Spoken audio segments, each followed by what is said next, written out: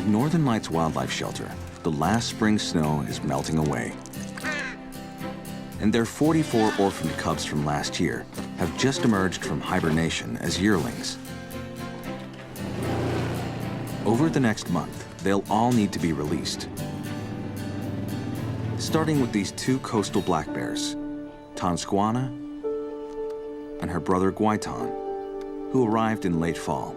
They were pretty close-knit and very gentle with each other. But Gwaii was pretty aggressive with the other bears.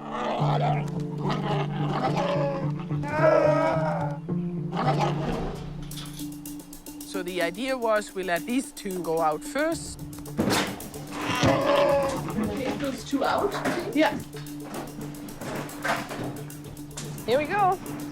The male, Gwaii, is first to get tranquilized. Now it's Tansquana's turn. And I'll just poke her. Once the two siblings are out, they are weighed, Like 105. Can you get the second box ready?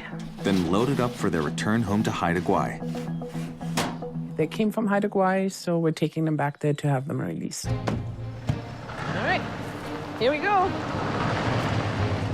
Angelika and Peter Langen selected these two yearlings for early release because the islands of Haida Gwaii have a more temperate climate, where spring is already in full bloom. Haida Gwaii greens up first, so there's enough food for them up there so they can go now. It's a long journey to the Haida Gwaii Islands, starting with a 5-hour drive to the coast, then an overnight ferry. Haida Gwaii, it's off the coast of British Columbia, and it's about a 7-hour ferry ride from Prince Rupert. And then we're going to take another ride with a barge along the coast, and we're releasing them in a remote spot.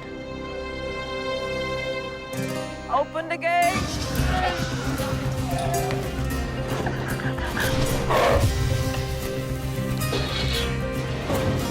And there's a bunch of kids out there.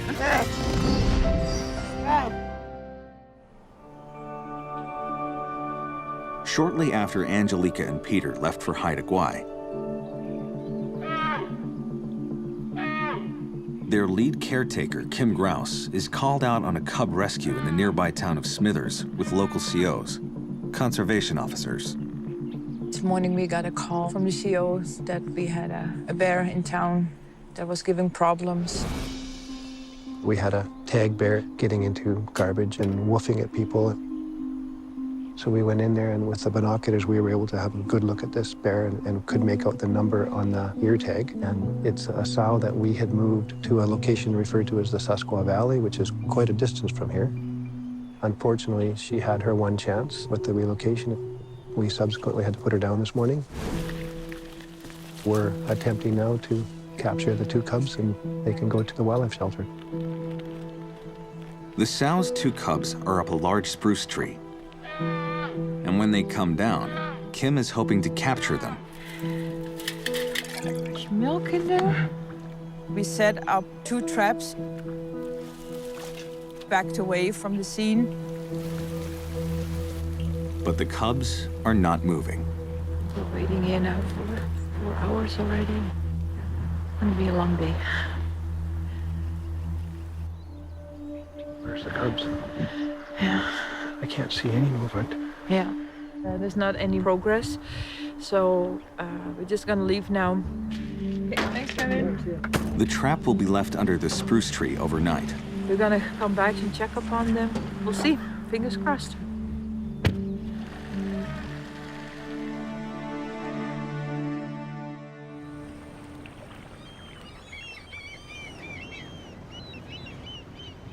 Good? Yeah. All right. By morning, Angelika and Peter have arrived at Haida Gwaii, with a few minutes to feed the yearlings before their next boat trip. I'm gonna cut a bottle open so that you can pour it. Because with him, he's so aggressive. Gwaii, the male, can get snappy. He's hungry. So while Peter mans the food hatch, Angelika tries to keep Gwaii distracted. Right here with me. He's here with me. Watch out, he's coming. Now his nose is right there. Come here. Yeah, I know. He's right here with me. Coming back. Okay. He's going, oh, yummy. Also on the boat trip with Angelika and Peter are the locals who rescued Gwaitan and Tansquana the previous fall. The band council in Haida Gwaii has been involved in naming and capturing these bears, and they will be also involved in the release. She's getting pissy. The boat journey will take the bears to a remote inlet on the far side of Haida Gwaii. The boat release is kind of exciting because it's something different and it brings them in a really good remote location. Lots of space to roam, far away from people. But timing is going to be critical, We gotta push it through these narrows. or the boat could get hung up. We had a race against the tide to make sure that we could get there and back without getting stranded.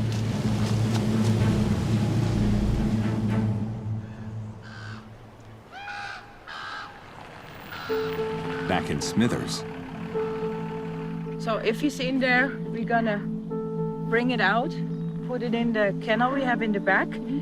Kim Grouse and fellow volunteer Sally Jacobs have come back to check the traps under the spruce tree. If they're both in, that would be ideal, but I'm guessing only one. Follow me, I have a trap. So this morning we got a call from the CO that neighbors figured one of the cubs was in the trap because, like you can hear now, the calls of distress.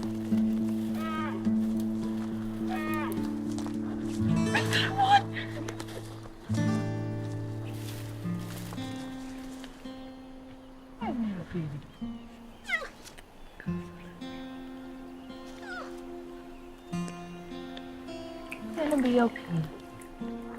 No, now we need your sibling.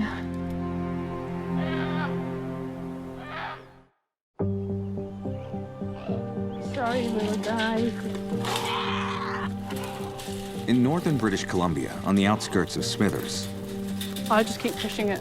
Kim and Sally rescue an orphaned cub Come on. and prepare to transfer it to a kennel. Okay, yeah, that's good. Should have put some graves in there.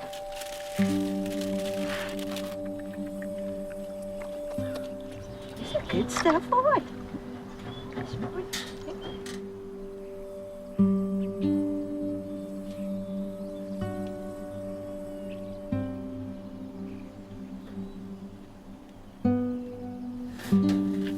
We just moved it over into a kennel to bring it home. Probably exhausted. Okay. Now Kim and Sally must reset the trap under the spruce tree for the second cub. Hopefully later on today we capture his or her sibling. You pull that forward, and then you let go. Okay. When we were dealing with that trap, all of a sudden I heard a cub screaming from the other side of the park. So I started walking. I was like, that's weird. Did the sibling move away? Kim is drawn towards the base of a large cottonwood tree. I heard the screaming. Like, oh, that's number 2. Conservation officers Kevin Nixon and Flint Nibbs are trying to relocate another mother bear and cubs. Oh, you got tiny cubs, eh? Finding a second bear family so close to the other one is no coincidence. I just heard from one of the neighbors here that they've been dumping apples here over the summer and fall. And that kind of explains why there's 2 moms with cubs in such a close distance from each other. These bears right now are slated for relocation, so they haven't done anything wrong. They're just in an area that has brought them into conflict with people. The conservation officers have just tranquilized the mother bear, so they back away and hope she'll climb down.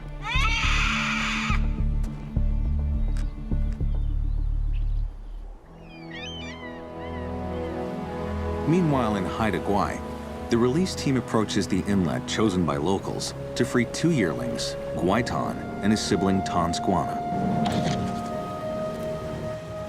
What do you think? What do you think?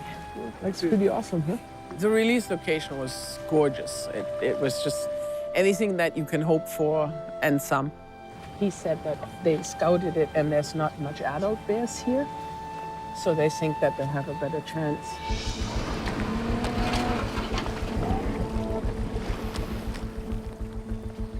Yeah, I think this is a good spot.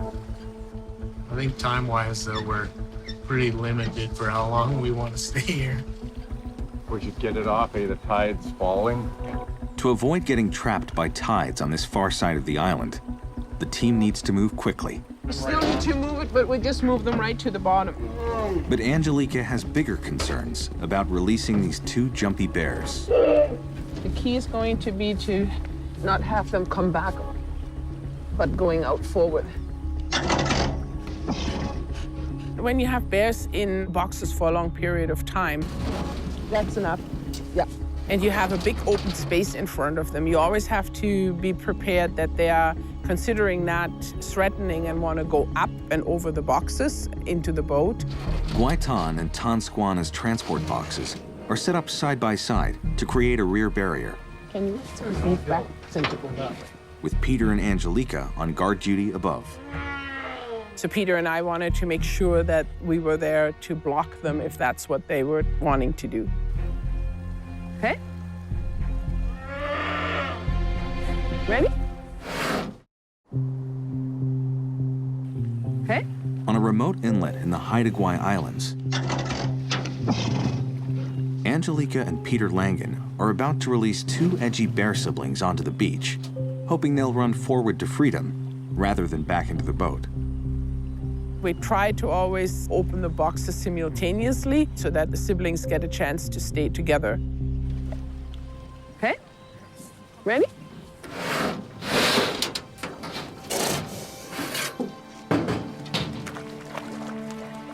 Gwaii zoomed out right away.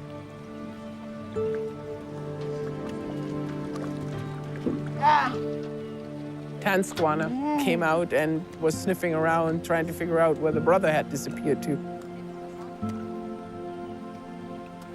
Let's go, up! And then took off, so they were a little bit separated. They most likely will tree over there. They're heading right for the trees.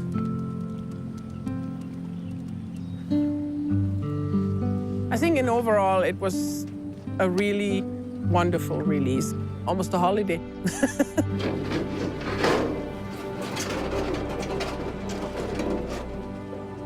we go.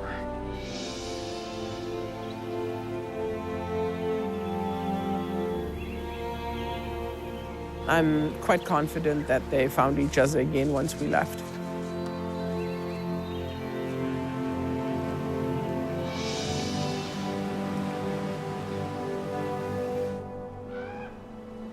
You want the weight to where your gloves are? Yeah, like down that more gradual hill there.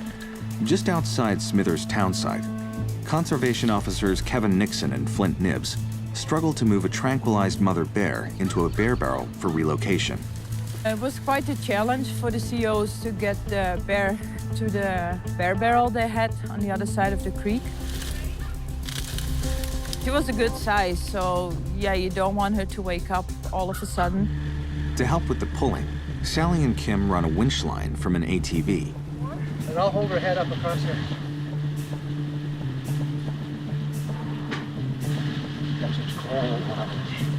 At the moment the mom felt the cold water, it triggered her and she started to wake up.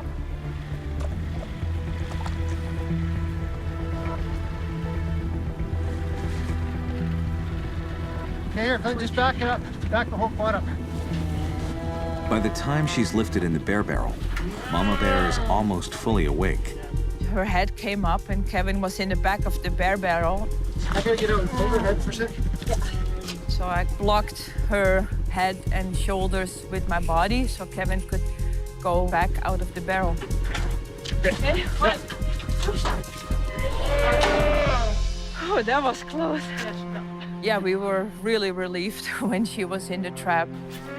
Next step is to try and capture the mother bear's cubs so they can be relocated with her. You ready? One of the cubs came down really fast and Flint grabbed it from the tree and gave it to me to hold it. So I tried to keep it calm until Kevin picked up a kennel to put it in. Wait, look, Uncle Kevin comes with a trap. Adrenaline is all the way up there. But when you hold an animal like that, they're really sensitive, and it helps if you calm down yourself.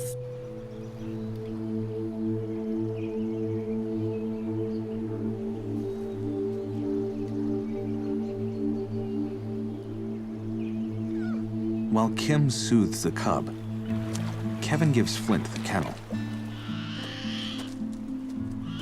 They place the captured cub within earshot of his two siblings. We're gonna leave that one under the tree. We're gonna set up some traps. You went over there, right? So hopefully we have success and we can capture those two and they can be relocated with Mom. Bear milk in there. They'll leave the trap there overnight and hope the cub's calls attract his siblings. Just another day at the office, eh?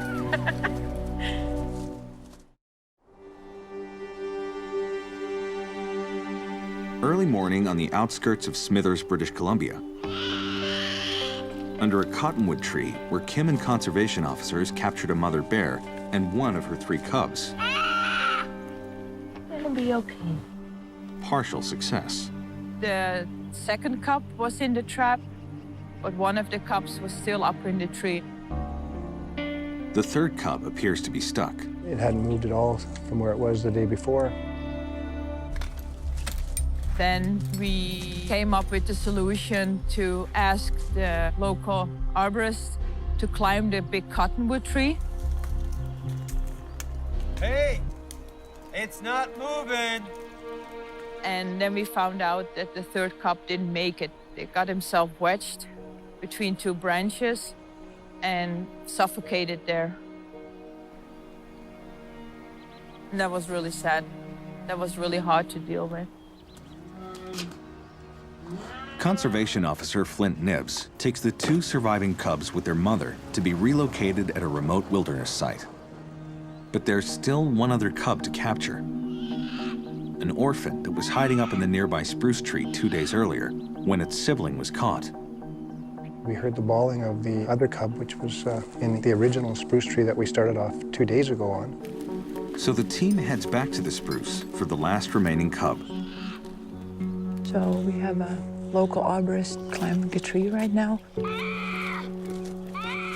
trying to grab the cub or chase it down so we can grab it down here. Is it on its way down? Yeah, I see it, yeah. Yeah, he's working his way down there, guys. Be ready to grab. And then all of a sudden, we see the cub coming down. Ellie, he comes your way. Grab a leg. Okay. I see it, yeah.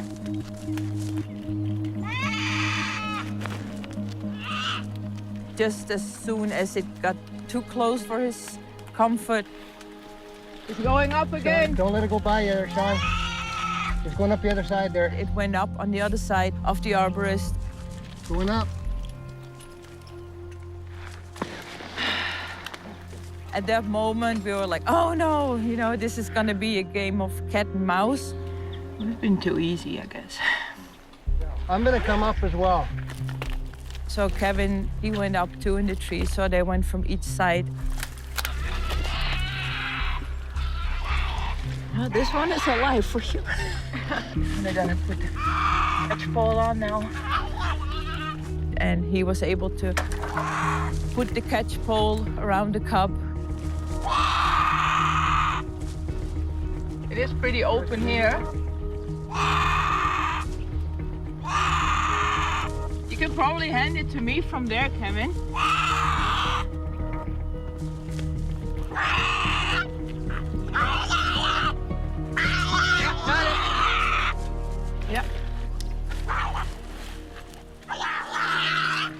I know. Yeah. It's okay. It was feisty. People always want to cuddle bear cubs, and I'm like, no, you don't.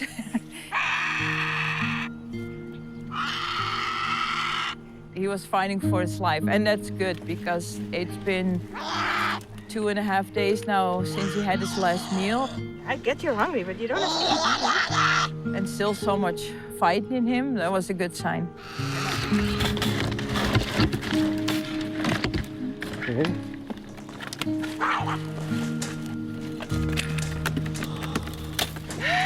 You're getting a hug. That's amazing.